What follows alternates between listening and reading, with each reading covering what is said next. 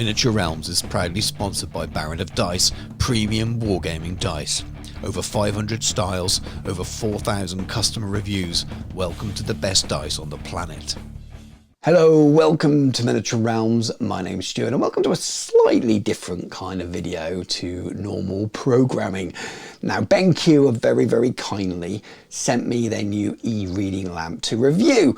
And those of you who have watched the channel in the last 6 months or so will know that I reviewed one of their webcams and I linked it to the way I would use it for streaming and how that might work for me. So I feel that's better than just doing a standard review. And this video is going to be a similar kind of thing. So they have sponsored this video, they have sent me a lamp to review, and that's up front about this. There is a review contained in this video, but I thought it was a really nice opportunity to do a bit of an office tour, a bit of a studio tour here to show you the way I work and the setup I've got. It's changed over time, so I've included it in videos and things before, but rather than just a pure look at this lamp, I'm going to show you where it is in situ, give you my thoughts on it, but also give you a tour to look around the other things in the office as well. So this is a view that you guys very rarely see. I can't remember the last time I showed this kind of area off in a video, and it's definitely changed since the last time I did. But to the left desk there, that's my painting area for all my commissions and all of the work I do for videos on this channel. You can actually see the camera there pointing down, and that's usually where your eyes see from, so a very small area of the painting mat. And then just to the right is my computer side of the desk, and I have my little 14-inch MacBook sitting there, and I have my sort of music station to the side where I record my audio, etc. But it's relatively small and you guys don't get to see it very often. Now, the eagle-eyed of you will have spotted a lamp on there, and that's what I'm reviewing today. So this is the BenQ e-reading lamp, and it's a big old box and a big heavy beastie as well. BenQ have developed this lamp to be a really good all-round desk lamp for reading, for working on computers, but also ideal for miniature painters as well. You have a warm yellow light and a cool light, 23 brightness levels, 13 color temperature choices, high CRI level that allows your colors to be accurate and realistic, and then the lamp itself is highly adjustable. It has smart modes. You can put it in paper mode or screen mode, and I'll show those later, and you can buy little extras for it as well, a floor stand and a desk clamp. Now, it was extremely well packaged, a good strong outer box, and then inside lots more packaging. And I'm doing this left-handed because I'm holding my camera, but you've got this lovely little handle there that pulls out this polystyrene stuff. So if you've ever struggled to get something polystyrene out of a box like that, you'll know. Now, this base is super heavy. I should have weighed it really. I mean, so much heavier than it's easy to show. That fact, it's so heavy it's warning you not to drop it on your feet. I honestly think it would break your foot if you dropped it on there.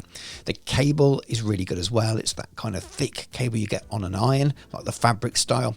This disappointed me slightly though. The cable's detachable from the plug, but you still get a European plug and then this ugly adapter, which is a bit of a shame. If you've got a separate plug, you'd hope they'll be able to manufacture one for the UK market. Maybe that's something that will come along afterwards, but it works, and that is just a minor quibble. So back to my setup, and you'll see that I have two lamps in situ. I have my existing Lumi painting lamp, which I've used for a very long time. I've also got the BenQ lamp set up as well, and I have been using both. The BenQ one I have on my editing desk side, and I use it whenever I'm working at my computer, but I switch it round and it swivels on its stand, and I can use it for secondary lighting where I need it. I often find that when I'm doing live streaming or tuition, I need a little bit of an extra boost of light. The camera doesn't picking up quite as well over a live stream, and this is giving me the extra light that I needed. Now, it's a nice, sleek, modern design. It fits well on the desk. I think it looked pretty smart, especially in minimal style offices. It feels quite premium, just flicks on like that. Very nice touch. It switches between the screen and paper reading mode really easily. You just hold your finger down and the color changes, and then you have this lovely little adjustable knob that you can change the temperature of the light as well. It changes back to the other mode the same way. You can see that flick, and it's got the intelligent light, so it actually adjusts its brightness for you, but of course you can change the temperature as well. Now I'm doing this one-handed as I hold the camera, but it moves really, really well, but it's pretty stiff, so you can't knock it out of position. And then you can just swing it around, as I said, doing this one-handed and reposition it very, very easily. It's hard to see from this angle, but this gives me a real good boost when I'm doing those lessons, as I explained earlier on. And to give you a little comparison between the two painting lamps, this is the Lumi that I've been using in all the videos you've ever watched. And I flick over to the new lamp. There's a slightly different color gradient, but it's still really, really bright and very, very clear, as you can see. In fact, the color of my hands is probably more of a realistic color. Now, I've been using it for a few weeks now just to really kind of test it out and see how it goes. And I've tried it for painting and I've tried it for working at the desk. And I'm really happy with the setup I've got at the moment, where I can swivel around from my editing desk to my painting desk to give me some extra light for certain filming and things like that. And if my other lamp isn't working, it's a slightly different tone, but it is absolutely perfect, and I can paint under it for long periods, so absolutely no problems. So if you're looking for a painting lamp and you don't already own one, I would definitely give this a look. I think the current UK RRP is £199, so it's very much a premium lamp. But my Lumi lamps, the other one you saw there, they used to start at about 130 as well. So we're not talking cheap lamps for any of the things here. And from the 16th and 17th of July, BenQ are running the lamp with a 10% discount as part of the Prime Day promotion. So if you're interested, look out for that. And there will be links for the lamp, for Amazon and all those things in the video description below. Right, let's get back to the tour and you can see my setup. So this is my editing side where I can record all my voiceovers, which I'm funnily enough doing right now. You can see my Rode mixer there. It's a podcasting thing, but it's great for doing all this audio stuff. My new MacBook, which is great, and it's mobile. I can take it downstairs, which is great for editing when I'm looking after the kids. But I do miss the size of the screen on my iMac. So if BenQ want to send me a monitor to review, I will greatly receive it. A bit cheeky then, I don't think they will. But a couple of little lamps there they have facing at me when if you've watched me on live streams, or some of my camera bits. And then we move around to my painting stage and you see that camera pointing down on the arm. That's my Lumix G7, which is pretty good. Sometimes get out of focus a little bit. And then you have my other painting lamp and all my paints all around me. So this is the stuff you don't see on camera because it's quite a bit messy, but I've got lots of paints and tools and bits and business cards tacked up and some project boxes on the wall with stuff that hasn't been finished. And then I got rid of a lot of paints recently, cleared out a lot of stuff. I'm slowly building up some tooth and coat stuff, but that's most of my Vallejo and Citadel. I have buckets of the stuff in drawers as well. And this is a view that many of you have seen before, especially with all my videos to do with terrain. When I show the whole table, you'll have seen this angle a few times. I actually have a screen that drops down from the ceiling between the two big lamps I have over the table, and that's a backdrop for when I photograph miniatures before I remove the background, but you often see lots of army pictures on this table itself. Lots of artwork on the wall. There's an old world map there and a couple of box covers from Bretonnian men-at-arms and I think some dwarf warriors as well. And there's other bits of artwork on the wall, a couple of, one replica gun from the American Civil War, one gun used in the Boer War, my granddad's belt from the Second World War, and some lovely Skaven Slayer and Gotrek and Felix book covers, Middle-earth maps and pictures, and some Lord of the Rings and a Narsil on the wall as well.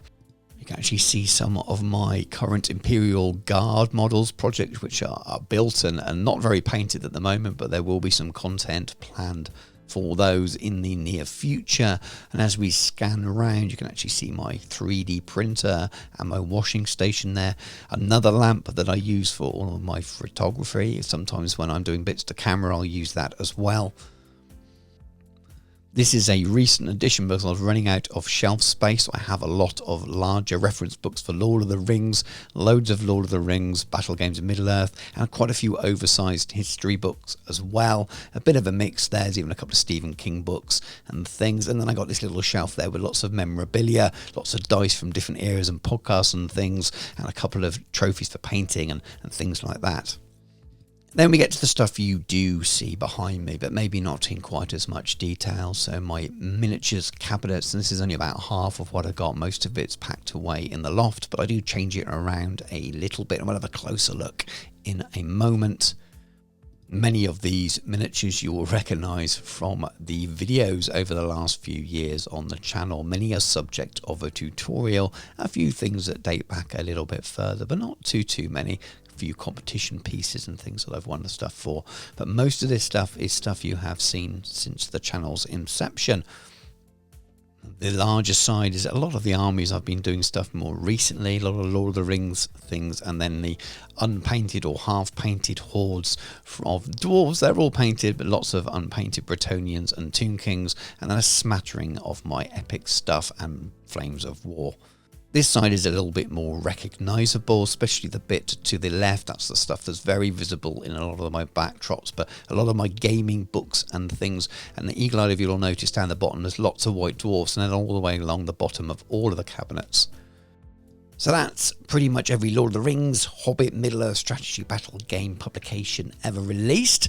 And then we have some D&D and some Dragonlance modules and even Middle-earth role-playing. As we scroll down to more of the Warhammer-y kind of stuff, obviously all the old world, a few editions of Warhammer Fantasy, a few less editions of 40k, but some there, and Judge Dredd and a few other things. I'm missing a lot of that. I got rid of too many over the years, and I'm very sad about my stupidity.